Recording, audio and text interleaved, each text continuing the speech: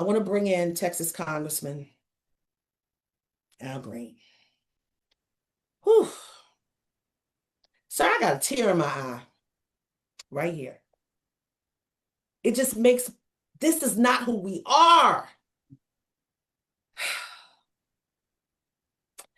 Sir, tell me, you were at a rally yesterday, and before you were rallying for Salgado Araujo yesterday. Team, I want to flip this up. I want to play that protest video with Congressman Green from yesterday. Let's go to that first.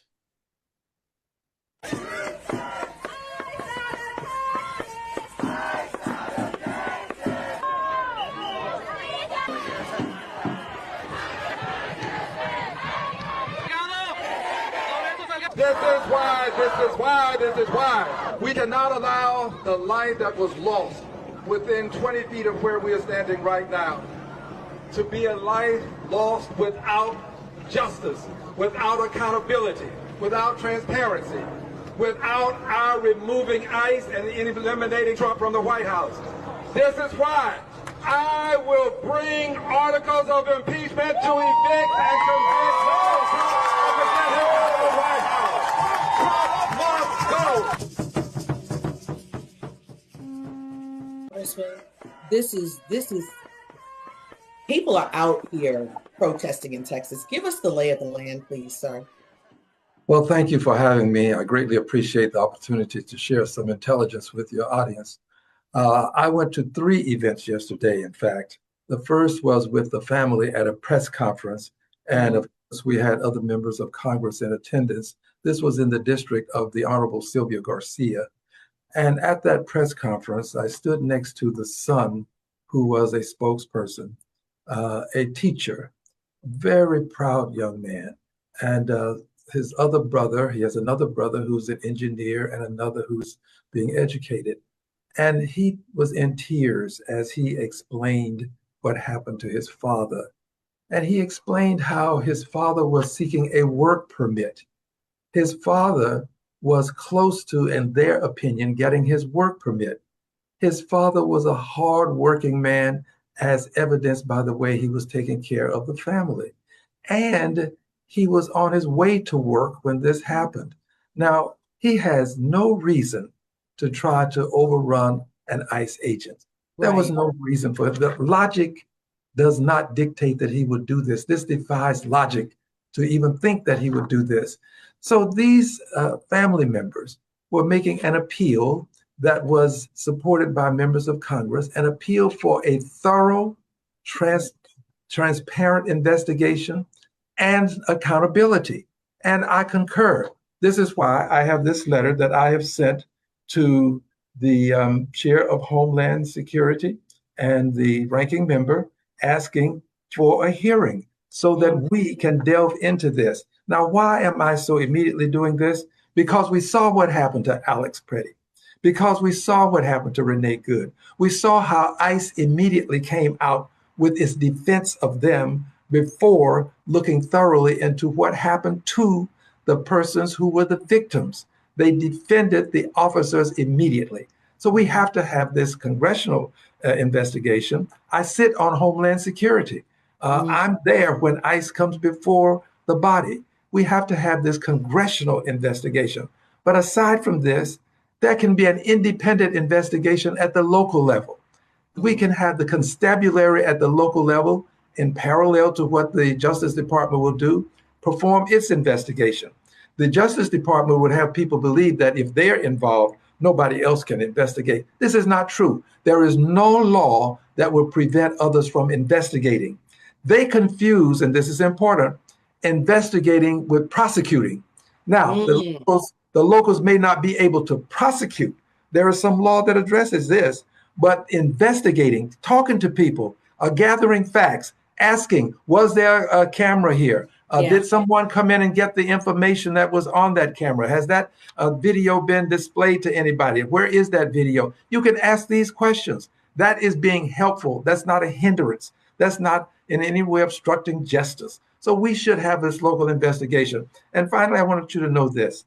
As I stood there next to this young man and heard him make this appeal, like you, I had tears to well in my eyes because I now see that what we thought was an end possibly to this type of behavior has not in fact ended, but it has now become even more of a threat because it has made its way to Texas. And in Texas, we don't have the same type of constabulary that they had in Minnesota, where people were willing to get out and get involved and investigate. So we have to take it into our own hands. We, the people, have to get involved. Guys, let's go. We keep referencing this, the family press conference. Let's go to the family press conference that happened, please. That's how I want the world to know my father. Not as someone who got shot and killed, but as a family man, a man who understood that good things come to those who put in hard work. I am calling for a full investigation into the events that transpired yesterday, July 7th. He did not deserve to die. He did not deserve to be reduced to a headline of Mexican man shot and killed by ICE. He deserved to live a quiet life as Lorenzo Salgado Araujo, a husband, a father, and a job creator for dozens of men who also wanted the American dream. This is humanity, and there is a recklessness with ICE. ICE that doesn't have the type of training. You guys were trying to hold up several issues, the budget, etc., to make sure that ICE would get the kind of training to prevent this kind of thing again. This thing is deadly profiling of people who they think are criminals or people who they think don't belong here, right? And again, the recklessness. Let's even go to this. Another person who was going to work. Remember that Black teacher in Chicago who was fatally killed? They were chasing down someone. ICE was chasing down someone, and this Black teacher on her way to work was killed. And they didn't pay attention. They did not support her. They were going towards the person that they were, or the people that they were looking for. There is a recklessness in this. And I want to go to the chat really quick because people are talking about this. Let me see. I'm going to the chat. Someone says ICE is a gang with guns and a badge. D said that. Diana says Texans need to vote blue. Tallarico, where the heck is Senator Cruz? Oh, wow. Yeah, where's Senator Cruz? Now, nowhere to be found. Chris says ICE has spread and has become an epidemic. Please continue to resist ICE out everywhere. Victoria says ICE is just disgusting. Arlene says this is heartbreaking and infuriating. Arlene said that. Eileen said, heartbreaking news. How long are these murders going to continue without consequences? My heart is breaking for this family. Exactly. Exactly. And then one more, Chris says, ICE continues to be an invading force or standing army akin to one of our 1776 grievances to the king. And Dowd says, this is not apartheid South Africa. Well, let me make a couple of points. In the video that you showed, that was one time that the son appeared, and then he appeared a second time. And I wanted to make sure that people understood that that was not me standing next to him in that video, but that was a second time. And it's important to note this. I concur with much of what is being said by the people who are communicating with you. And here is what ICE is now. It is a paramilitary force with a license to kill, and it seems to be with impunity. That we cannot tolerate. That we cannot tolerate. And to deal with that, we have to go to the head. The head of the ICE snake is the president. The president of the United States has given them the impression that they can do these dastardly things and do them recklessly, and they can do them without accountability. We have to show the president by way of articles of impeachment that this kind of behavior is unacceptable. Not only is it unacceptable, but that we're willing to stand up against it and act. This is what we have to do. We cannot conclude that there's going to be a perfect time to impeach the president. No, there's not going to be a perfect time. Yes, it would be better if we had the control of the House and the Senate. But listen, we want posterity to know that when this kind of behavior was exhibiting itself and lives were being lost, that we stood, we took a stand. So we will do this. And I want you to know also, dear sister, that the people in Houston are upset about this. There's going to be another protest tomorrow. There's another protest coming up tomorrow or Saturday. And that protest is going to be with labor members. This is something that is going beyond, yes, it's going beyond just the people who are impacted at the street level. Now you're getting organized labor involved, and I think that's going to be of benefit to everybody. He was going to work, taking his fellow workers to work on a job site, targeted, profiled, etc. This is humanity, guys. And if this doesn't bother you, something is wrong. And again, ICE has not been reformed. They haven't gotten new training. They got more money, a lot more money, triple the money. They didn't get it with Democratic votes. Democrats in the main did not vote to give them more money because we wanted them to agree that they were not going to have warrantless searches of homes. We wanted them to agree that they would have body cameras. We wanted to make sure that they would take off the mask. We had a list of demands. And when those demands weren't met, we didn't vote to give them any more money. They did get the money, but by way of a reconciliation bill that they pushed through with Republican support. So people are speaking directly to you. Victoria says in exclamation points and capital letters. Yes, sir, exclamation, exclamation. We must impeach the president and vice president and get rid of his unqualified cabinet, exclamation, exclamation. Diane says, we want legislation to protect all people in caps. Daryl says, Congressman Al Green, please keep your head up. You would be amazed at how many fans you have in other parts of America and in Texas. We love you. You are a leader and will go down in history like Martin Luther King. They've got this whole thing is in all caps. But let's go back to Victoria. Victoria talked about impeachment. The last time you were here, you talked about impeaching J.D. Vance. And what would this be for you? The 7th attempt to impeach Donald Trump or the 8th? I don't keep an accurate count, but 7 sounds about right. But I've got many more. The president is a target-rich environment when it comes to impeachment. Denying due process, deciding that he can take 300 million people to war without consulting with the Congress.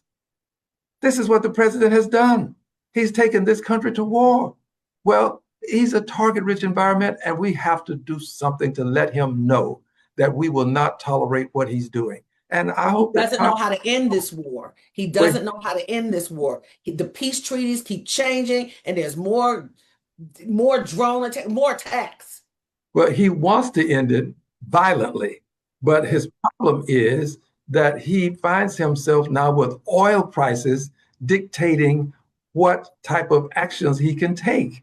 And he's not been in a position before where he really has had to negotiate. He's always been able to dictate and then style his dictation as negotiation. But now he's got to find a way to dictate with real negotiation, if you will. And I think that this is something that's going to go on for a while. I don't see it coming to an immediate end because, as you've said, he doesn't know how to end it. And quite frankly speaking, my hope is that we can end it right away. I don't want to see people suffer. I don't. But by the same token, I don't want him to decide that he's going to obliterate a country. You know, he said as much, and we have to take him literally and figuratively. So as you are listing so many of the issues, corruption, et cetera, of Donald John Trump, you are also focused on a portion of his $2.2 billion that he's gained. I understand in September, you're going to, at the annual Congressional Black Caucus Legislative Conference, you're going to focus in on his $1 billion plus that he made in crypto. Talk to me about that, sir. Well, the best way to start is by looking everybody in the eye and saying this. If you bought into his meme coin, you bought nothing. It is nothing. He sells you nothing. There is something called the greater fool theory. He sells it at the very bottom, and he then can collect. But others will have to buy in and hoping that there's a fool greater than the person who makes the purchase that will pay more. And people did, and they did, and they did. And when they got to a point where he pumped it up he then took his profits off the bottom, and then it comes down, and it's gone down to a number that is almost unthinkable. And as a result, people, probably close to 1 million people, have suffered and lost money behind this meme coin, which is nothing. The president has legalized a Ponzi scheme. It is a Ponzi scheme. And we should have some means by which we can deal with this. The president does not care that he has hurt all of these other people because he succeeded. And he says that this is just a token. Well, it's a token of how badly he can corrupt society, take advantage of people, and then walk away with a bag full of dollars and take it to his coffer and put it in his coffer and leave everybody else holding the bag. He gets the money, they get the bag. So we'll talk more about it, and I hope that people will be able to come. It's going to be either someday between the 16th and the 20th. My staff just gave me this. We don't have the final date, but it's September 16th through 20 is the date for the annual legislative conference, and we'll be doing this, and we'll send out more information, and perhaps we might even have it announced on, if you would, to let people know to come by and visit with us at the conference. Well, I'll be there reporting for the Contrarian and getting the interviews. And I'll probably come by your panel discussion and see people are hurting. And I can't help but think about Texas. I think about longhorn cattle. I think about farming. I think about fertilizer. People are hurting and he's profiting. People are hurting, he's profiting. People are hurting, he and his family are profiting. This is not good.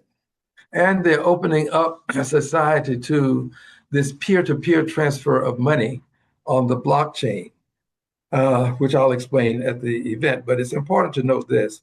If you can have a peer-to-peer transference of money, you can commit fraud, you can evade taxes, you can fund terrorist organizations, you can fund people who are engaged in trafficking of human beings. You're doing it peer-to-peer. Well, that's what they are doing, and they want to continue to do this. And at some point, it can have an impact on the American dollar. And once the dollar loses its supremacy, then we're going to see how it can hurt us here at home. That's what I've been saying. They want to substitute the American dollar for this stuff. Let me tell you something. It took me a lot to do 25, 50, 75, $1. I can't go into crypto because crypto is hard. No. Anyway, I like my little dollars. I'm still waiting for Harriet Tubman to be on the 20, but that's a whole nother conversation. That's a whole lot. But before I let you go, I want to give you what people are saying in the chat. And I also want to give you the question of the show. And I want to get your response to that. Spot says POTUS should not be selling the people anything in order to profit. That is just wrong. Victoria says he's throwing his corruption right smack in our faces. He's been very clear that he doesn't care about inflation, gas prices, or any other economic impacts to the American people or even society at large. He only cares about lining his own pockets. Sue says more grifting. This whole family is corrupt. Exclamation, exclamation. Amy says, like a dragon takes its spoils to its cave. Alameda says, thank you, sir, for your advocacy. SB says, thank you for your service to our country. People are loving you here. And the team loves you. They're like, oh, I love Rep Green. So when we all talk, they were like, yes, let's make it happen. So we really have a spot for you anytime you want. But I'm going to also give you our question of the day. I'm going to give you a synopsis of a synopsis. You saw this 4th of July. Black people and another person from another culture and community and race were surrounded by these racist white nationalists on the metro in Washington, D.C., wearing these hot ski masks. I hope they were wool, hot ski masks in 100+ weather on the 4th of July. You saw that picture of that Black woman who's 30-some years old. She didn't flinch. She just sat there. What would you do, sir, in the subway surrounded by white nationalists? If I may just say one additional thing, I'm going to answer your question, but the 4th of July, we cannot have a celebration without a commemoration of the lives that were sacrificed for more than 240 years. A celebration without commemorating those lives who were the economic foundational mothers and fathers of this country. A celebration without commemoration is a detestation and an abomination. We cannot tolerate that. I will not celebrate until we can acknowledge who made America great. And they were those 240 years of sacrifice that were forced on people of African ancestry. Now, to answer your question, this took uncommon courage again for this lady to just sit there. I don't believe that she was just frozen because she was not ambulatory. She was ambulatory. I think it just took uncommon courage. And when you ask me, what would I do? I'm going to be honest with you. I'd have to sit there and examine this a little bit closely because, quite frankly, I know what these kinds of people can do. I've seen the Klan in action. I've seen the behavior in the South where I grew up. I'm a son of the segregated South. The rights that the Constitution accorded me, my friends and neighbors denied me. I had to sit in the back of the bus, the balcony of the movie, get locked up in the bottom of the jail, drink from colored water fountains. So I know what these kinds of people are capable of doing. So I would have to give a lot of cogitation to that situation. And in the final analysis, though, I'm going to be honest. I think you have to stand. You just have to stand. You know, I'm not going to tell other people to do what I would do, but there are some issues. It is better to stand alone than not stand at all. So you have to stand. So, by the way, that's what this major just did. Major Watson, Jason Watson. That's what he did when he went to the Capitol, held up a sign that said the president should be impeached in military regalia. Yes, he did. On the steps of the Capitol. Yes, he did. That was a Rosa Parks. Right. You were there with him. That's right. That's right. Rosa Parks moment. Not the same thing. She was in a racist Southern town by herself, but he knew that he was about to make a sacrifice. Sometimes you just have to stand. You've heard the song. After you've done all that you can, just stand. Donnie McClurkin, what do you do? Yes. You've done all you can. If you haven't heard the song, please listen to that song. Just stand. And that's what you got me. You preaching, you in church. Look, that was another Rosa Parks moment. That was a Rosa Parks moment. So has he gotten, because you were there and he thanked you. Has he gotten in trouble? Yes, he's in trouble. They look, he's on a military base. He can't leave the base. I'm going to say he's incommunicado. I can't communicate with him. Jessica Denson, who has been very helpful with this, with the Removal Coalition, they had to get a lawyer for him. And he got the lawyer after he was arrested. And there's a GoFundMe page that was set up after he was arrested. So it wasn't contrived. It was a question of principle for this man. And I got to tell you, that was uncommon courage. You don't see that kind of courage every day. There are rules that you are not supposed to go against the United States government or the president of the United States in your uniform. And what he said, he must have talked to a lawyer prior to. So he didn't, he went close enough, but you knew where he stood. So we'll watch this case. Sir, thank you. You got me in tears. I told you this, I'm kind of emotional anyway today, but we thank you for your service. We thank you for your courage. And just anytime you want to sip some tea with April, come on over.